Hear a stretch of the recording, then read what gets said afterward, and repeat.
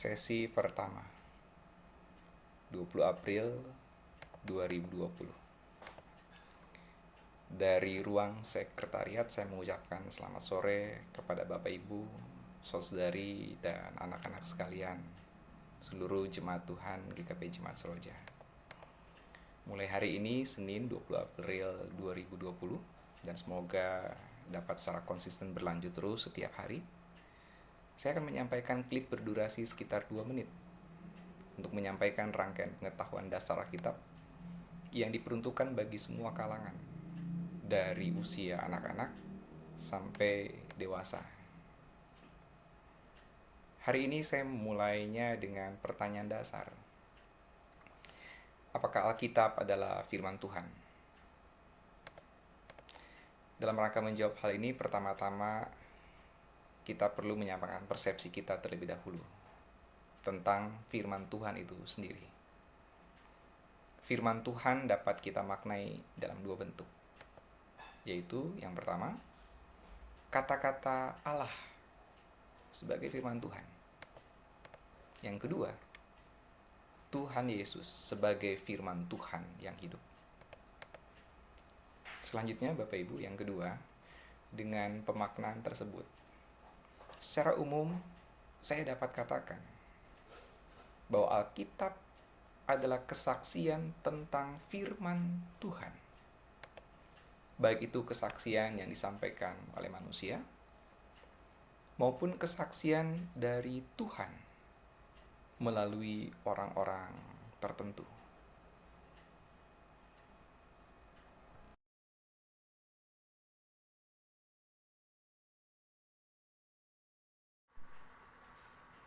Sesi kedua 21 April 2020.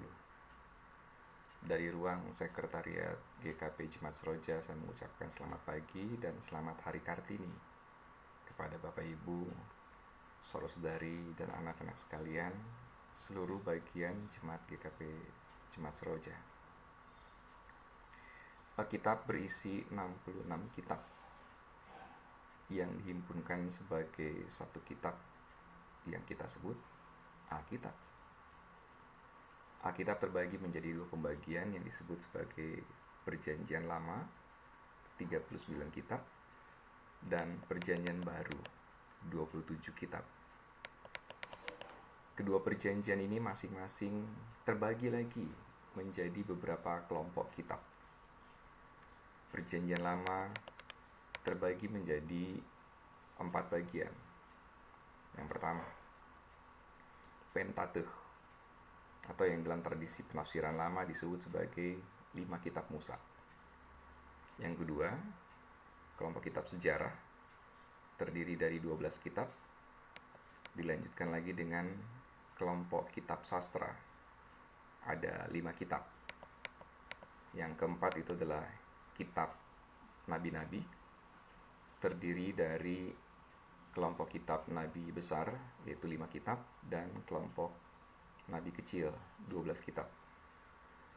Perjanjian Baru terbagi menjadi 4 bagian. Yang pertama itu Injil, ada 4 Injil. Dilanjutkan dengan Kisah Para Rasul. Yang ketiga itu surat-surat. Semuanya ada 21 surat, baik itu surat-surat dari Rasul Paulus maupun dari murid lainnya. Dan yang terakhir adalah Wahyu.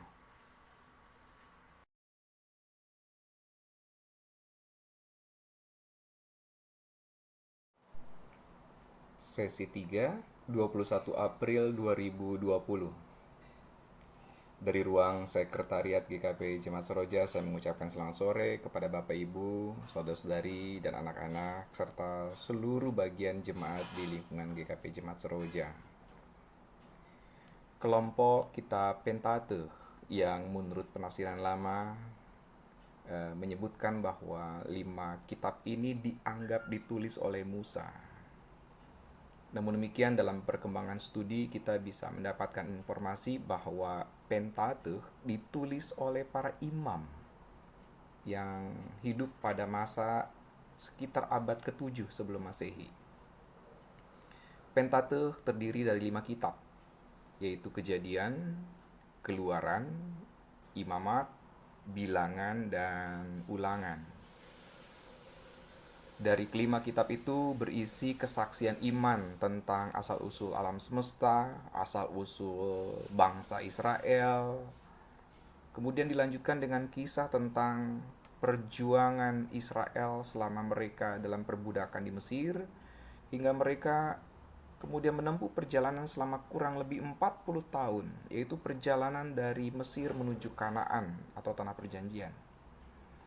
Di dalam kelompok kitab Pentateuch ini, kita juga bisa mendapatkan informasi tentang 10 hukum Taurat, beserta dengan berbagai macam aturan-aturan dasar yang menjadi tuntunan hidup bangsa Israel, baik pada saat mereka dalam perjalanan selama 40 tahun itu, ataupun juga ketika mereka nanti akan menjalani kehidupan baru di Tanah Perjanjian, yaitu Tanah Kanaan.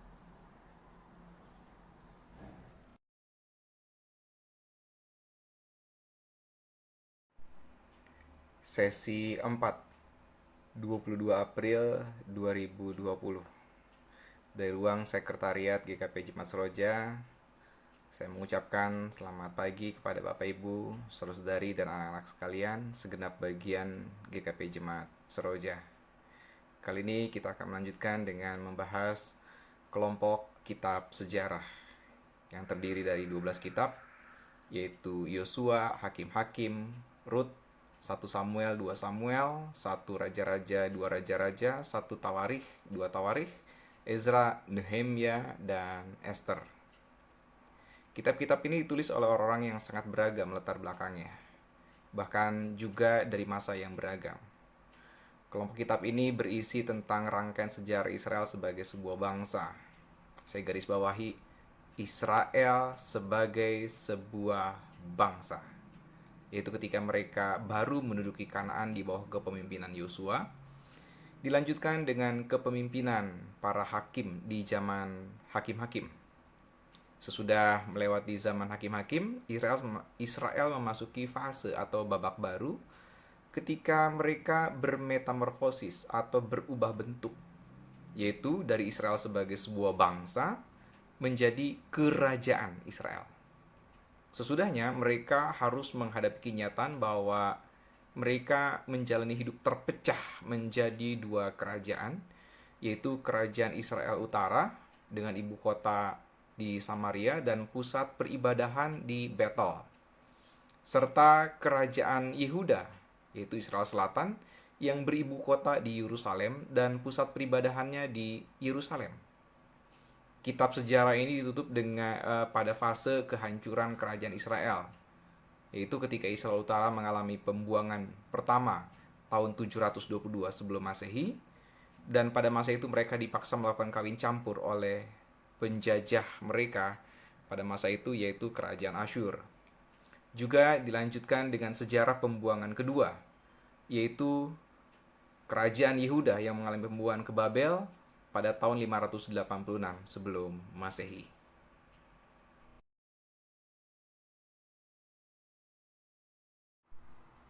Sesi 5, 22 April 2020. Dari ruang Sekretariat GKP Jemaat Seroja, saya mengucapkan selamat sore kepada Bapak Ibu, saudara-saudari, dan anak-anak sekalian, seluruh bagian Jemaat GKP Jemaat Seroja. Kelompok kitab sastra ditulis oleh beberapa orang. Di antaranya adalah Raja Daud dan Raja Salomo. Kelompok kitab ini terdiri dari 5 kitab, yaitu Ayub, Mazmur, Amsal, Pengkhotbah, dan Kidung Agung. Sebagaimana namanya, kelompok kitab sastra ini merupakan kumpulan kitab-kitab yang berlatar belakang sastra prosa, puisi, nyanyian, pantun, maupun peribahasa yang dibalut dengan banyak sekali metafora. Pada kelompok kitab ini kita dapat menemukan berbagai macam bentuk refleksi teologis dari para penulis tentang berbagai macam tema. Ada tema penderitaan, ada tema tentang Allah dan kehendak bebasnya. Kemudian juga ada refleksi iman tentang karya-karya agung Allah di dalam dinamika kehidupan manusia. Juga ada tema-tema tentang ajaran-ajaran kebijaksanaan yang telah diturunkan dari generasi ke generasi agar manusia dapat memaknai kehidupan ini di bawah terang pemeliharaan Allah yang Maha Kuasa. Bahkan juga tema tentang keagungan cinta Allah.